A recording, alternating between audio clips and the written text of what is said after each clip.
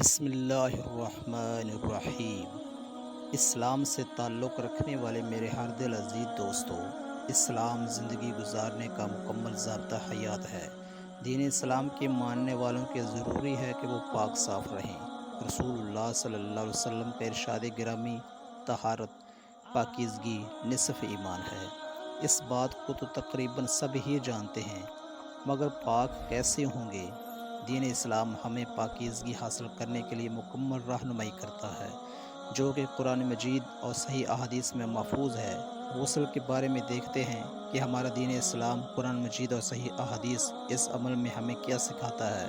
بعض لوگ شرم کی وجہ سے ایسے مسائل پوچھنے سے کتراتے ہیں، جبکہ یہ صحیح نہیں ہے۔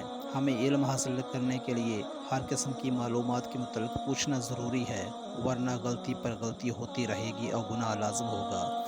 اس لیے یہاں غسل کے متعلق بتاتا ہوں تاکہ شرمیلے لوگوں کے عمل کی اصلاح ہو جائے۔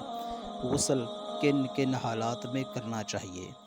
نمبر 1، اسلام قبول کرنے کے بعد غسل کرنا چاہیے۔ نمبر 2، جب مرد اور عورت کی شرمگاہیں مل جائیں تو غسل فرض ہو جاتا ہے۔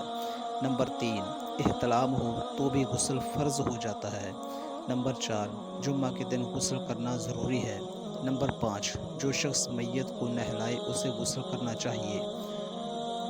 احرام باندھتے وقت غسل کرنا چاہیے۔ عورت کو اذیت ماہانہ اور نفاس کے بعد غسل کرنا فرض ہے۔ غسل کے متعلق متفرق مسائل جانتے ہیں۔ حالت جنابت میں رکے ہوئے پانی میں غسل نہ کریں۔ پانی میں فضول خرچی نہ کریں۔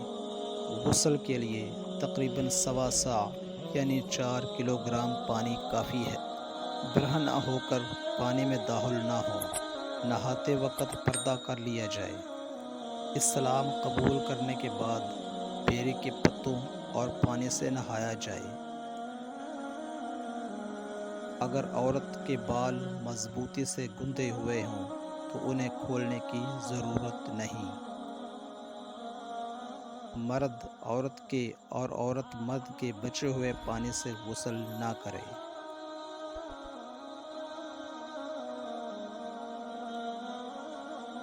مرد اپنی بیوی کے بچے ہوئے پانی سے غسل کر سکتا ہے۔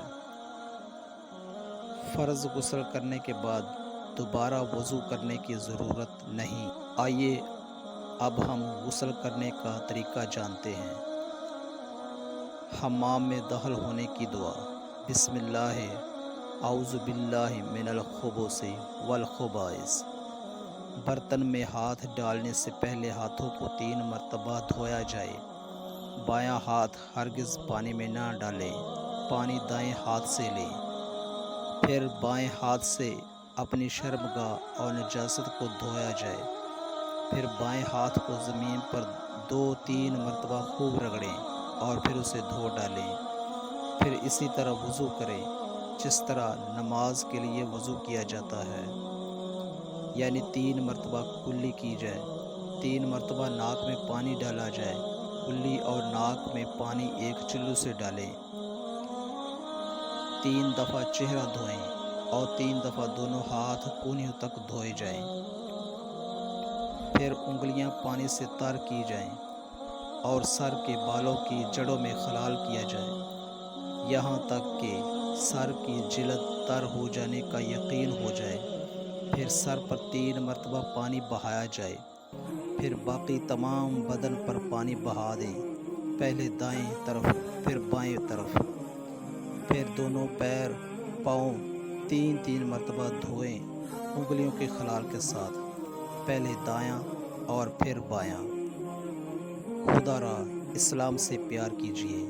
اسلام ہمیں جینے کا ڈھنگ سکھاتا ہے۔ ایسی اسلامی معلومات کے لیے اس چینل کو ضرور سبسکرائب کر لیں۔ اللہ پاک ہم سب کا حامی و ناصر ہو۔ والسلام علیکم ورحمۃ اللہ۔